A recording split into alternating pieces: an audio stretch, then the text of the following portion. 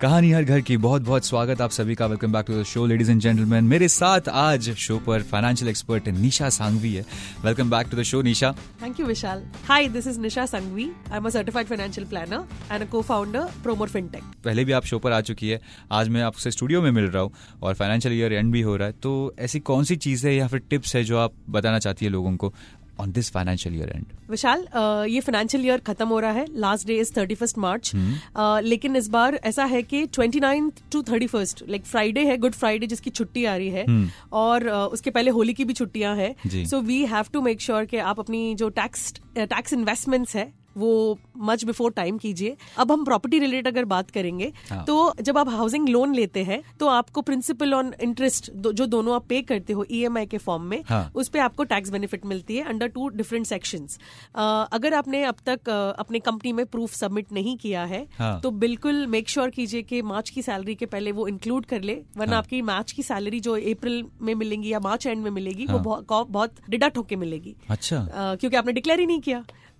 सो EMI भी cut रही है, अगर आप ये प्रूफ भी नहीं देंगे तो आपके टैक्स ज्यादा कटेंगे, तो इन हैंड सैलरी कम हो जाएगी। तो वो लोग जो बार बार उस मेल को इग्नोर करते हैं एचआर के कि प्लीज सबमिट करो, अपने अटैचमेंट्स ये बाकी है, ये डॉक्यूमेंट सबमिट करो, तो जल्द से जल्द कर दो यार, नहीं तो फिर सैलरी डिडक्ट होके मिल जाएगी। और भी ऐसे बहुत सारी बातें हैं जो निशा बताना चाहती है आप सभी को।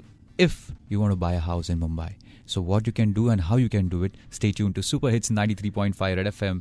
नहीं वो जगह नहीं बता रही है, वो पैसे बचाने या फिर कमाने के तरीके बताएंगी। स्टे ट्यून्ड, कहीं मत जाइएगा, बजाते रहो। Nisha, welcome back to the show. Thank you Vishal. Nisha एक लिसनर है संदीप नाम के, उन्होंने हमें डीएम किया था, मतलब मुझे डीएम किया था, और उनकी एक छोटी सी लेकिन बड़ी प्रॉब्लम है। सबका घर का एक सपना होता है मुंबई में घर लेने का, तो ही इज़ लाइक कि मैं कमा लेता हूँ अच्छा खासा, मतलब डिसेंट सा, नॉट अच्छा खासा, but he is looking to buy house in Mumbai and वो कह रहा है कि उतने पैसे नहीं बन पा रहे या फिर नहीं सेव हो पा रहे, तो क्या करना चाहिए, कैसे करना चाहिए? He is earning somewhere around near $1 lakh, but what is the solution for this, what is the way out? Okay Vishal, so ये जब हम बात कर रहे हैं कि 1 करोड़ का घर खरीदना है मुंबई में, ठीक है, अब 1 करोड़ सैलरीड है, एक आम जनता है, आम मुंबईकर है, तो जब भी हम ये प्लान कर रहे हैं घर लेने, तो we should not target 1 crore. तो वो तो कभी कमाएंगे, मतलब कब हम कमाएंगे, कब खरीदेंगे, तब तक तो 1 करोड़ की वैल्यू भी तो बढ़ जाएगी। So what you should target is have small targets. So अभी हम बात करेंगे कि 1 करोड़ की प्रॉपर्टी 5 साल के बाद लेनी है, तो 7% इन्फ्लेशन एवरेजली अगर हम पकड़ेंगे कि इन्फ्लेशन इज नथिंग बट महंगाई, जिससे प्रॉपर्टी के रेट जो है तकरीबन 7% से ईयर ऑन ईयर इंक्रीज हो रहे हैं, ठीक है। तो अगर कोई चीज आज 1 करोड़ की है तो 5 साल के बाद वो तकरीबन हो जाएगी 1 करोड़ 20 लाख की, ठीक है। तो हमारे जो लिसनर है उनको हमें ये टारगेट करना है कि 1 करोड़ 20 लाख का 20%, ठीक है। थोड़ा सा मैथ्स है, लेकिन अगर हम ध्यान से सुनेंगे तो इजी हो जाएगा, ठीक है। तो 1.2 करोड़ का 20% ओके इज 24 lakhs, राइट। सो हम संदीप को टारगेट करना है कि 24 lakhs उसे जमा करने हैं अगले 5 साल में। That does not sound very big as an amount. Okay, कैसे कर पाएगा ये? सो ये कैसे कर पाएगा? सो 24 लाख अचीव करना है अगले नेक्स्ट 5 years में।